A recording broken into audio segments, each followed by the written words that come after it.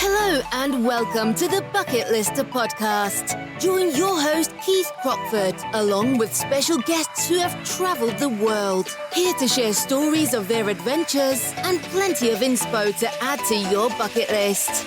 Now, let's get into today's episode. Hello, everyone, and welcome to this episode of the Bucketlister Podcast. I am your host, Keith Crockford, and today we've got a special guest joining us on the show, Aron Anderson, all the way from Sweden. Hello, Aron. Hello, Keith. How are you? I'm very well, thank you, and thanks for coming and joining us on the podcast today. It's great to have you on, and I learned about you a couple of weeks ago at the Kendall Mountain Film Festival, and I just had to track you down on Instagram and see if you'd come onto the podcast, because I think your story is so amazing and inspirational, and I think our listeners would really, really love to hear it today. So, Aron, you've done plenty of challenges in the past. You've been an Olympian. You're one of the few people to climb Kilimanjaro in a wheelchair. But I just want to start to go back, because obviously, you know, learning about you more and chatting with you, obviously you were born able to walk, weren't you? And then that was kind of taken away from you at a very early age. So do you just want to sort of let us know what the start of your journey was, in essence? Yeah, for sure. I was born and raised in Stockholm, Sweden, the capital. And I had a pretty amazing childhood with my two younger brothers, my parents. I was really active as a child. I liked to, play football with my friends and ride my bike around the neighborhood and go skiing in the winter and all of those things. And when I was 7, my life took a really sharp turn, because I was diagnosed with sarcoma, with cancer in my lower back. And I went through a year with chemotherapy and radiation, and finally, the doctors realized this is not going to work. So I ended up having surgery when I was 9, and that surgery meant cutting quite a few nerves going to my legs, and that's why I'm in a wheelchair today. So back, obviously that's a really young age to come to terms with that. Yep. But how did you come to terms with it? Did you think like, my life as I know it is over, or were you really positive about it, or how did you deal with that? I would say there was a lot of different things involved, kind of going through it. And first of all, like, I wasn't allowed to sit down for a year. And during that time, I can use my legs a tiny bit. So I would walk a little bit with this walker. I would kind of lay on my side, lay down in the bed, and I was just trying to find ways to kind of survive. So that year was really rough. And when I was finally able to sit down again, I could start doing sports, because before that, before I got cancer, I was really into sports, and doing sports when I was using a walker was pretty hard. So I started with athletics. I did sledge hockey. I did some sailing. I did a lot of other different sports. And I think, to me, that was really important to find something positive to focus on in my life.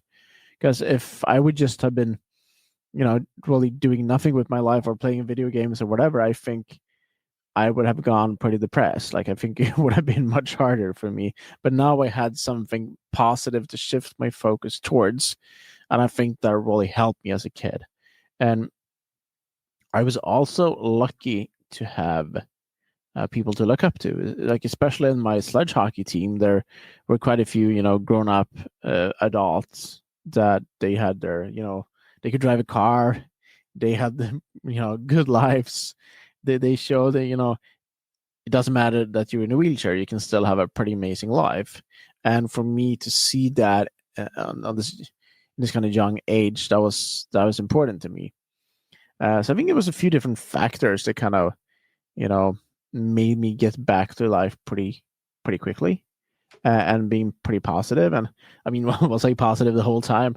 For sure not. Of course I had rough times, but I also like to say that my whole upbringing with cancer was like this mental kind of boot camp. And today I work as a mental coach. I advise a lot of people on the mental stuff, and the years that I went through as a kid, they kind of taught me so many lessons on kind of mental training, and that's the kind of things I use today to be able to kind of do the achievements that I do today, and to be able to coach other people as well.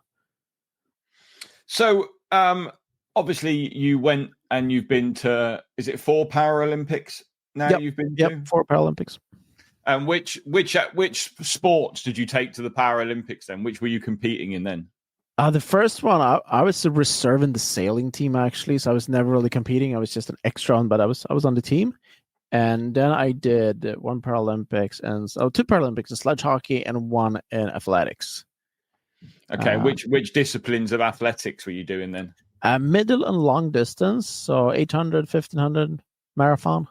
It's a little bit longer distances. A little bit longer distances than an 800, definitely. Yeah.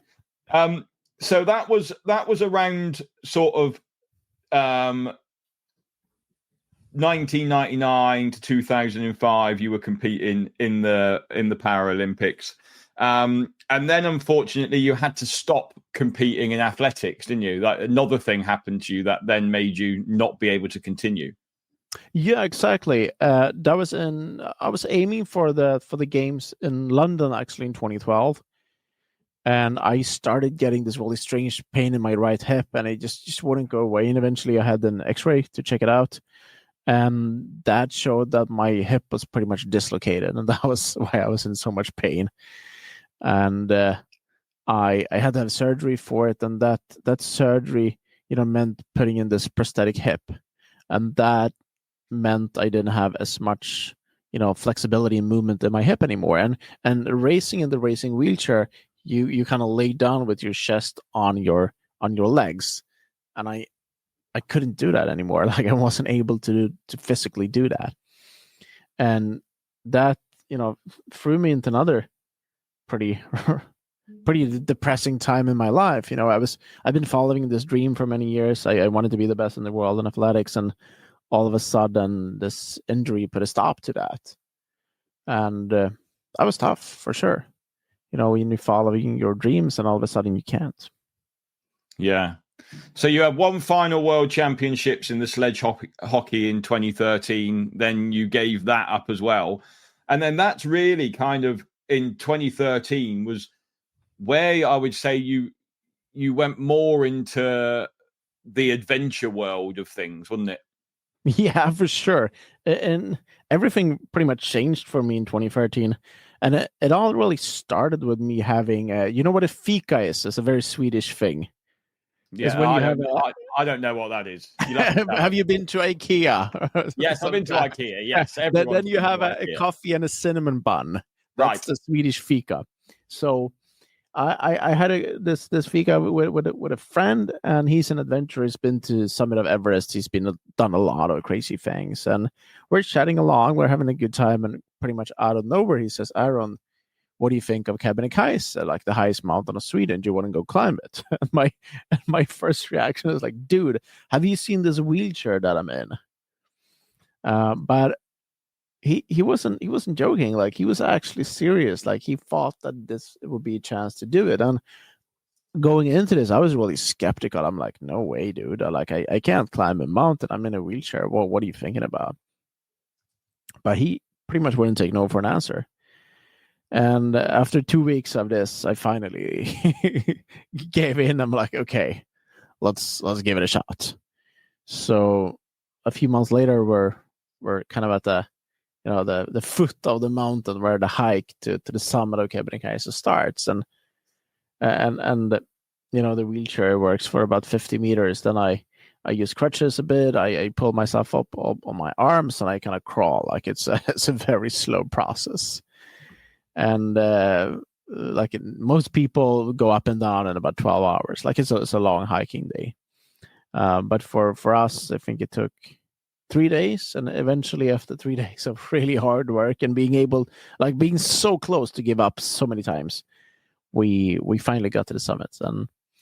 And looking back at that moment changed so many things for me. I can first of all, I can remember sitting up there, like looking out at this kind of beautiful mountain landscape, and also kind of thinking back, like when I was 9, I had surgery for cancer. I ended up in a wheelchair. Like today, I'm on the top of Sweden. I'm like, that wasn't supposed to happen. And I kind of realized that I've been, playing it small, like that I had so much more potential than I realized that I had. And since then, things have gotten a little bit out of hand, so to say. Well, I mean, a lot of our listeners can probably not really equate to the next challenge, but I mean, they've done the same challenge as you, in the sense of, you've also been up Kilimanjaro as well, in a wheelchair. And, I know so many of our listeners have done Kilimanjaro with us or Kilimanjaro with other companies. Have you done it yourself? I've done 15 times. I've been up Kilimanjaro now. So, good job. Yeah. So I know exactly what it's like going up through the scree and, that last bit around the corner, and the thought of being in a wheelchair and doing it on crutches just brings it completely to another element. So obviously someone probably just one day mentioned, shall we do Kilimanjaro to you? Did they? The thing was that my parents actually did the Kilimanjaro in like the early 80s, because they lived in Africa for a few years, and they were like, yeah, you want to climb Kilimanjaro? Why not? So they ended up doing that. And I've heard the stories, I've seen the old pictures that they've shown, and I realized now that I understood that I have the capability to go up mountains, why not climb Kilimanjaro? So I rounded up a bunch of friends, and we went there and did it. And describe how different that was from doing the highest peak in Sweden. So I would have to say, like, the highest peak in Sweden is more technical.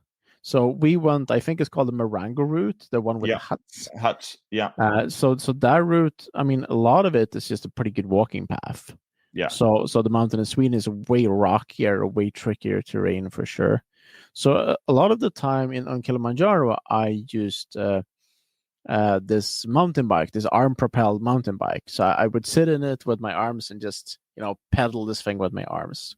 So that worked quite a long time on Kilimanjaro. But at some points when it got too steep and too kind of tricky, I was just walking on crutches. And it's a slow process. So we had to kind of change the approach a little bit as well. So what we did is that we walked up to Stella Point and set up camp at Stella Point for one night, slept there, and then early in the morning went up to the summit and then back down. So that was a way for me to kind of change the setup a little bit. Yeah, because I think now you've mentioned that, I didn't know you had done the Marangi route, but I did it twice in 2015, and I think I may have been on the mountain the same time as you were, because as we were coming down, there was a hand bike going up. Now, that would be really weird if I'm sat here chatting to you now, and that was actually you that was on the mountain at that time. But if you either went in June or September, then I think that was when I was on the mountain that year, I think. I'm sorry. I was there early January. So, okay. No, so too bad. It would have been really fun. Yeah. So there was another hand biker anyway that was doing the Marangu route. So obviously that is the route that favors. That obviously is the route then that favors hand bikes. But how did you get on with the scree going from Kibo Hut up to Stella Point and up for there? So there I would use crutches. So that was like the main way for me to get up there. And also I wasn't really, I wasn't carrying a backpack or anything like that. I had my friends help me carry my gear, and we had, porters helping us carry the tents and things. So I was trying to go as lightweight as possible, because I mean, for me, it's a really slow process. It takes a long time to get up there. I mean, can you remember, Aron, how long it took you to get from the Kibo Hut up to Gilman's Point? So as I said before, we went from Kibo to Stella. Right. and had a night there. And I think that was pretty much a full day. We started early in the morning. Maybe we started at 6 in the morning, something. Got up to Stella maybe at 3, 4 in the afternoon, something like that. And I mean, from Stella to Gilman's, it's like an hour and a half or something like that. Well, it's the other way round. You get to Gilman's first, and then you get to Stella, and then you go round to Uhuru Peak. Oh, Uhuru! I was talking about Uhuru. Yeah. So I think you went to Gilman's and then carried on round to Stella Point. So Gilman's is the first point you get to. When you get to and then you go around like another 40 minutes. Then, well, yeah, for somebody not on crutches, around 40 minutes to get to Stella Point. But it might have been longer for you. And then, like you say, another couple of hours then for you to get up to Uhuru Peak from there. I mean, but obviously you were getting up, like, obviously not fresh because you were sleeping at that altitude for the night. I mean, how did you find sleeping at that altitude? So the altitude there, I think it's around 5'7", something like that. So it's pretty high up, and like it was fine. I've never really had much of a problem with altitude. Like, of course, I've been tired like everybody else, but I've never really been sick or anything like that. So like obviously it's hard to sleep on altitude and you wake up a lot, but like I was tired, but like it was okay. For sure. And it was kind of cool. It was pretty stormy that night as well. So we put up our tent and we had this iPad with us that we put on the kind of ceiling of the tent. And we watched Batman there in the evening when falling asleep. It was kind of awesome, actually. And then, obviously, on the way back down, did you hand bike it all the way back down? Obviously, the bit in the rainforest is quite a lot of steps there, isn't it? So you were probably on crutches through there. But from that road, I mean, I call it a road because it almost is like a road from kind of Kibo back down to Horombo. You probably would have picked up some fair speed going down there. I love that part. I was going so fast. I was probably hitting 50 or 60 k's an hour or something. Like I was blazing down there, and all the others they were walking. Everybody was so tired. I'm like, fuck yeah, this is awesome. Going down was great for me for sure. Yeah, I mean, I saw some mountain bikers once who were mountain biking up Kilimanjaro. And they were carrying their bikes all the way up to the top, and then they were going to ride down that scree slope and then come back down. And I just thought then, like, that's going to be so quick to get down compared to walking. Yeah, for sure. What made you then think about doing a massive swimming challenge? Have you always been a swimmer, or? No, actually not. I signed up to do something called the Swedish Classic. And in the Swedish Classic, it's kind of four events in a year. You start the year with 90-kilometer cross-country skiing, and then you do 300 kilometers biking around this lake. And then you do 3 kilometers swimming, and then a 30-kilometer kind of trail run. So you do all these things in a 12-month period, and it's called the Swedish Classic. So I signed up for that. And when I did that, I could barely swim. I was a horrible swimmer. I couldn't even do kind of 2 strokes or freestyle. I can do a tiny bit of breaststroke, but it was not pretty, And when I signed up for this, I realized I needed to learn how to swim freestyle properly, because when you can barely use your legs, doing breaststroke is not good. So I took some lessons, and it was not a pretty experience. Like I swallowed so much water, and it was pretty horrendous. But somehow I eventually kind of got the hang of it, and I got better and better, and I managed to do the Swedish Classic swim race. And then for some reason, I kind of started to enjoy swimming. And some friends of me, they're like, yeah, you should join our project. We're going to do a swimming relay from Sweden to Finland.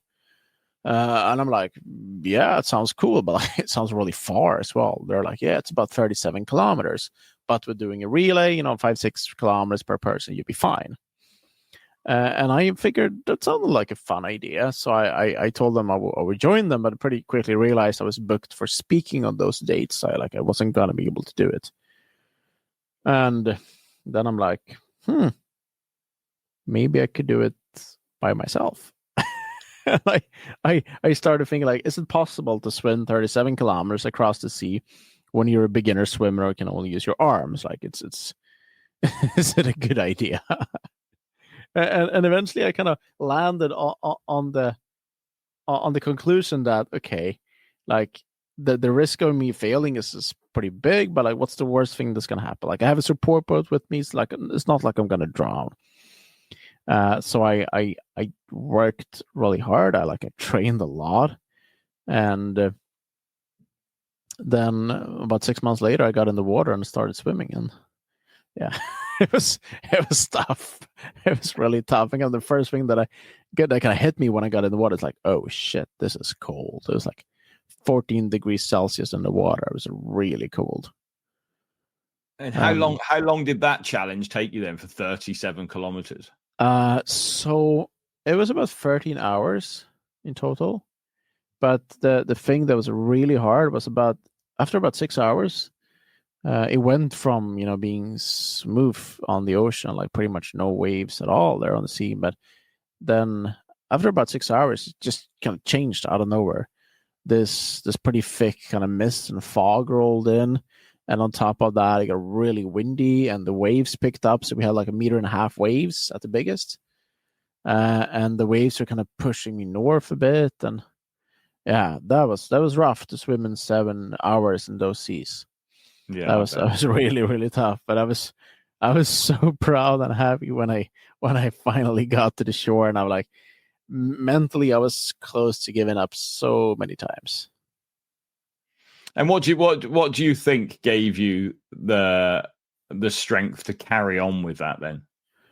I would say it's a lot of different things. I as I said earlier, I work a lot with different mental strategies, like everything, like from kind of just breaking it down into tiny chunks, right? Okay, I'm only gonna do 20 more minutes, then I give up, and fooling myself like that, to trying to remember why I did it. And this project, one of the reasons that I did it was to raise money for kids with cancer, and that was a thought that really gave me energy when things were hard, for sure. That thought gave me an extra boost.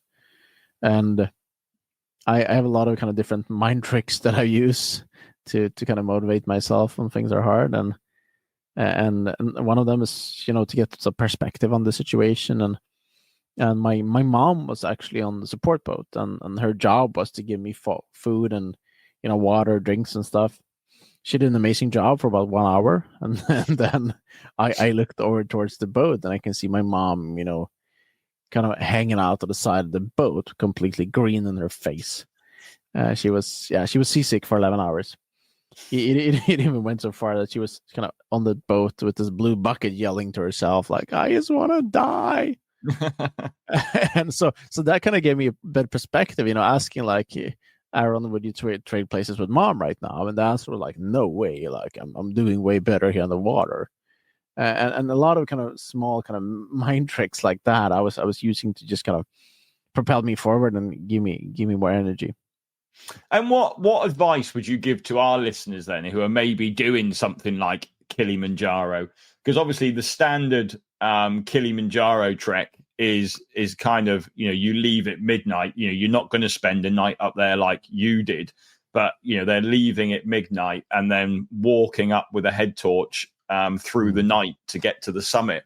And obviously that is out of a lot of people's comfort zones because it's something that they've never done before.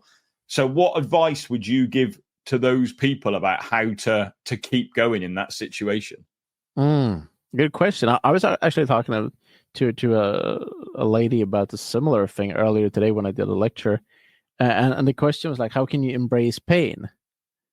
Because it is pretty painful, a lot of it is being physically, right?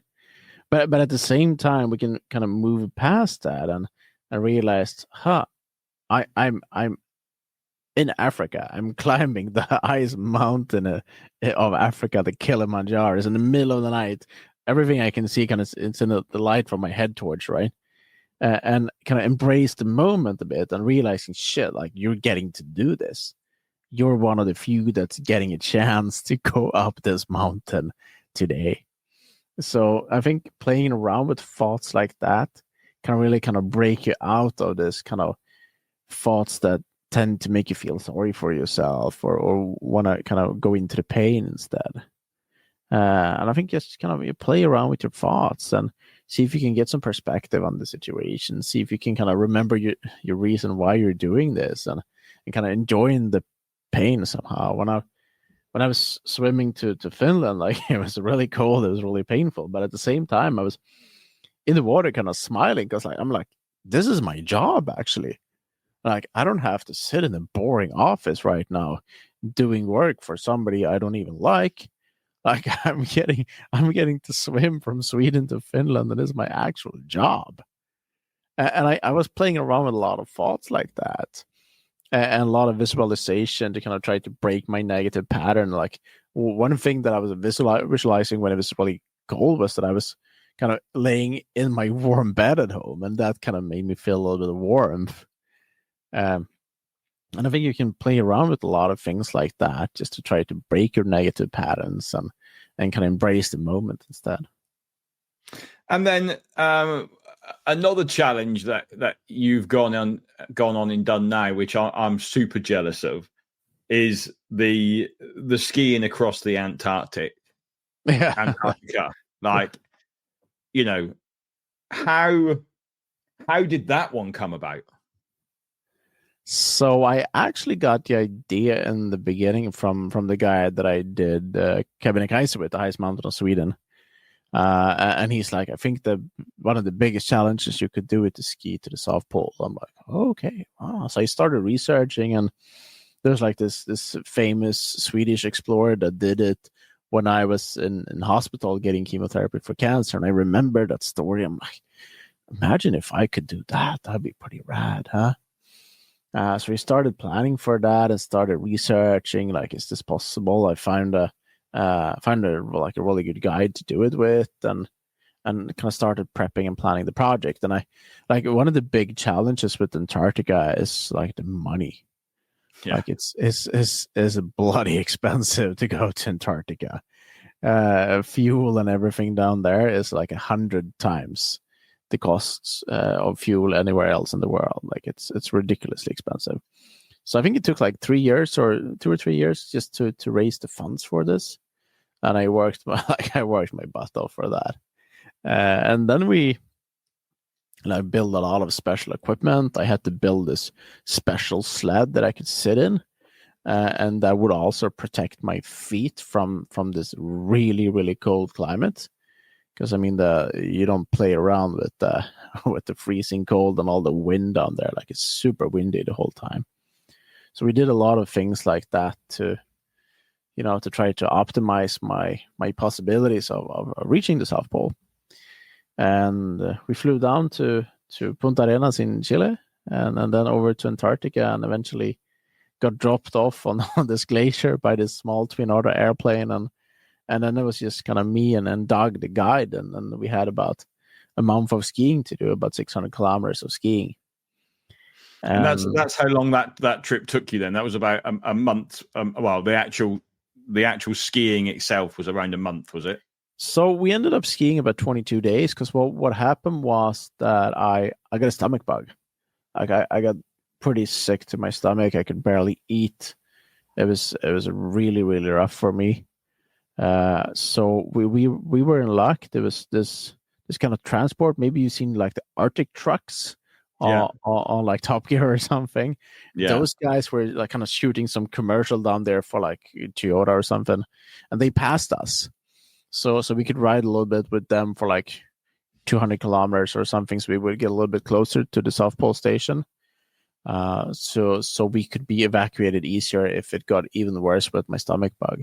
And then from there, we kind of skied the last 10 days to the South Pole. So the expedition got a bit shorter than planned, which was too bad. But I mean, we had to prioritize my health. Yeah. But I learned so many things during this expedition, and I think I've ever kind of been as physically broken and mentally as well that as I was doing this. It was hard, and kind of operating in that cold climate, that cold environment for so many days really wears you down. Yeah. And then that brings you on really then to your more recent challenge, and the one that I came to hear about you through, really. And that was that you wanted to be the first wheelchair user to climb the Matterhorn. Yep. Again, yeah. where did that? Was it the iconic image of the Matterhorn? Was it someone suggested it to you again? Was it kind of been eating too much Toblerone, Yeah. No, I mean, I think we all kind of know the Matterhorn is such an epic, beautiful mountain. And then I had a friend who did it like 5 years ago or something like that, and he's like, I think you might possibly be able to do this. I'm like, sounds really cool. And I started researching it more, and then I was down in Switzerland last year climbing with some Swiss guides as kind of a little bit of a prep for Matterhorn, and like to see if they thought that I had the skills necessary to do it, and they're like, yeah, we think you can do it, actually. So this year I traveled down there with 2 Swedish friends and my girlfriend, and we hired some really good guides from Chamonix, and we first started with some training and acclimatization in Chamonix for a few days, just getting ready, and then went over to Zermatt, and we went up to the Hurley Hut, and then started climbing the Matterhorn. And I think one of my favorite clips that I've seen of you was when the photographer said, I can't believe that I'm out today in this lovely scenery. I've never taken photos of a wheelchair abseiling down a mountain. And there's a clip of you kind of abseiling down in your wheelchair. But just the backdrop was just the most stunning backdrop you could ever see. And there's kind of you just sort of sat there in the wheelchair. I thought that was, it was just so shouldn't have been there in that sense. I think that's the thing. Like, it's just, it looks like an AI generated image now, because you just don't think that could be there. Yeah, pretty much. So what we did, that was actually in Chamonix before heading over to Zermatt. And what I like to do with the wheelchair, like, I mean, I work as a kind of motivational speaker. I do a lot of coaching and things like that. And I like to inspire people, to get people to kind of have the same realization that I had, that we have so much more capability than we ever thought. Like, we can do so much more things with our lives than we ever thought was possible. And I like to put the wheelchair in contexts where it doesn't really belong. Like, I've done some pretty cool pictures with the wheelchair. For example, on the edge of the Troll's Tongue in Norway. Do you know that cliff? Yeah. It's just this magnificent, beautiful cliff that goes kind of out into nowhere. It's like a troll's tongue, actually. That's the name of it. Yeah. So I took a picture of that sitting out there with a wheelchair. I have this skydiving picture with the wheelchair sitting in the back of a big Hercules aircraft, and I like to put the wheelchair in spots where the wheelchair doesn't really belong. Yeah. And this was a way of doing that. And so we did this abseil on this wall in Chamonix with this really beautiful backdrop with I think you can probably see the Mont Blanc there in the background. Yeah. And like, I don't climb like that. I wouldn't abseil normally with a wheelchair, but we just thought it would be an inspirational picture. And then we shot a video and posted a video on Instagram, and it went super viral. So that was kind of cool. I mean, I've always I got such a backlash for a comment that I made on a video. And kind of this just brings it completely into perspective, because I was talking about Kilimanjaro on a podcast, actually. And I said, like, that Kilimanjaro is not a technical mountain. If you can put one foot in front of the other, there is no reason why anybody can't get to the top of Kilimanjaro. And I just got this backlash from people saying, oh, it's harder than that. Like, you're just making it sound really easy, like this, that, and the other. And actually what you've just said completely puts it into another perspective, because you don't even have to put one foot in front of the other, as you've now proven. So I think that's really interesting. I think, like you said, though, like, you can push your body to do so much more than what you actually think it would be. You know, your brain, I think, will always tell you to give up long before your body is ready to give up. Yeah, for sure. I think for all these kind of projects, adventures, challenges that I do, you need to have a certain amount of physical stamina, right? I mean, of course, climbing Kilimanjaro is putting one foot in front of another. Like, it's not technical at all, but you need to have enough stamina to be able to do it. And then you just need to have the mental bit. And I think it was kind of interesting on Kilimanjaro. Some of the less fit people we had in the group made it, and some of the fitter people didn't. And I think, like, I don't, like, this is not scientific at all, but like, my kind of idea about this is that some of the people that are used to being super fit, they're always used to having their body really oxygenated and they recover really fast. And all of a sudden they don't do that when they're on high altitude. Their body goes kind of into this state that's like, oh, something is wrong. Like, I don't feel good. I should probably turn around. But people that aren't used to having that luxury of being fit, they have this other kind of mental set point going into it, which I think is pretty fascinating. And I also think another thing as well is those generally, you know, I talk about it all the time that, you know, we take groups of 12, 16 people up Kilimanjaro at a time. So you're always going to get that wide range of fitness abilities amongst people.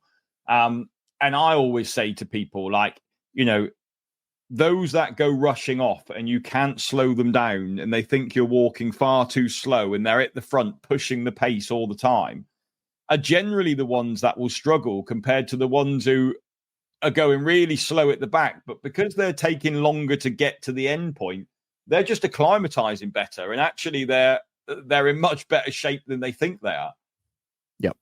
Yeah, I agree. And I think the interesting thing on Kilimanjaro, going down, the more unfit people really struggled. Yeah. But going down, the fit people were like, yeah, I have power again. Like, yeah. They could do the down bit way easier. Yeah, definitely. Unfortunately, the Matterhorn wasn't to be this year, or, you know, this year, was it? It's had to be put on the back burner. Yeah, we're going back next year. Not because of anything you did, but in the true sense of mountains, the weather kind of got in the way a little bit for you, didn't it? Yeah. So we started climbing around midnight from the Hurley hut, and we did about 5 hours or something like that, 4 hours to get up to the Solvi hut, 4 probably. And when we got there, we checked the weather forecast, realized, you know, it's storms coming, and the Matterhorn is a really dangerous mountain. Like, the week we were there, 3 people died, and like, you don't want to play around with that mountain. Like, it's so many points. Like, pretty much from when you start climbing from the hut, everything is a no fall zone. Like, pretty much wherever you fall, you're gonna fall to your death. Like, it's really steep everywhere, and I would say pretty much 80% of the mountain, it's hard to fix yourself with ropes. And the guide, you're usually just on the rope with the guide, and like, he's going to try to hold you if you fall. And that's not really secure. Like, hopefully he can catch you, but like, you could also both fall to your death.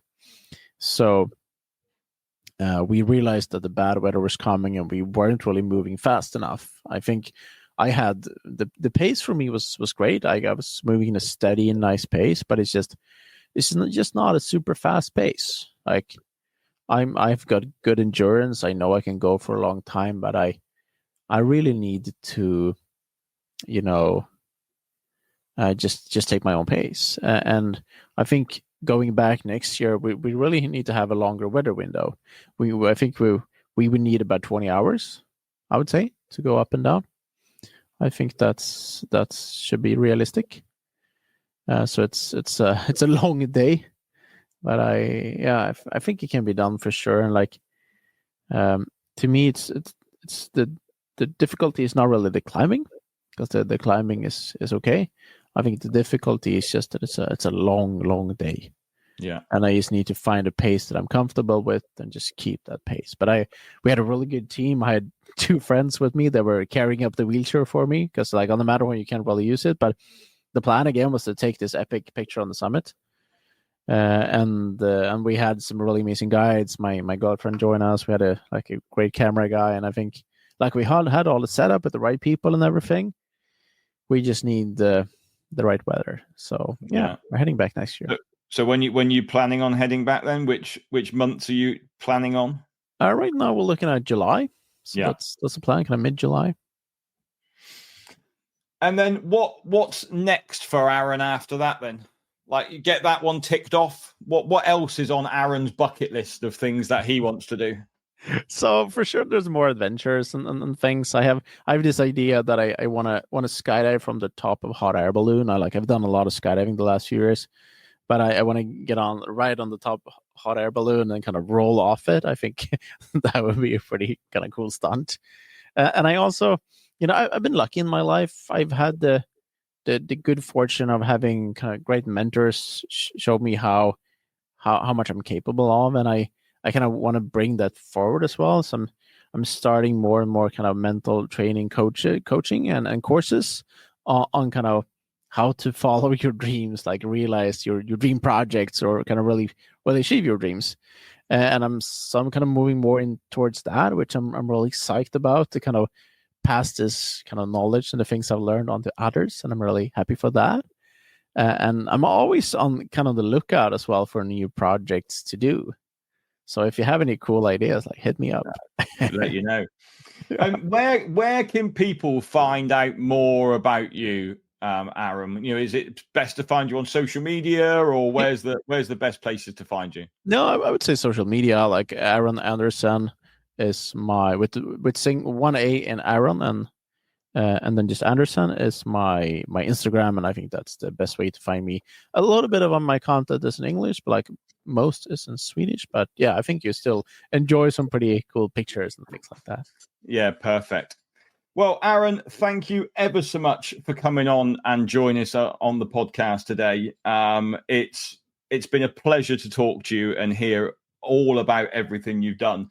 And I think that anyone that's listening can only really be inspired by the things you've done. So thanks for coming on today and sharing those with us. Well, thank you so much, Keith. It's been a lovely talking to you. And when are you heading back to Kilimanjaro next time? Well, I don't think I'm doing it next year. I think I've got a year off it next year. So when are you doing the Matterhorn then? Well, maybe I'll come and join you in July on that one. Yeah, let's do it. Yeah, perfect. Well, Aron, thanks ever so much. And thank you to everyone that's been listening to this episode. I hope you've enjoyed it as much as we have recording it. We'll be back next week with another episode of the Bucketlister Podcast. But until then, thanks very much and goodbye. Thank you. Bye-bye. Thanks for listening to this episode of the Bucketlister Podcast. Be sure to click follow to be alerted for next week's episode. For more travel inspiration, check us out at www.thebucketlistcompany.co.uk or follow us on socials. See you next time.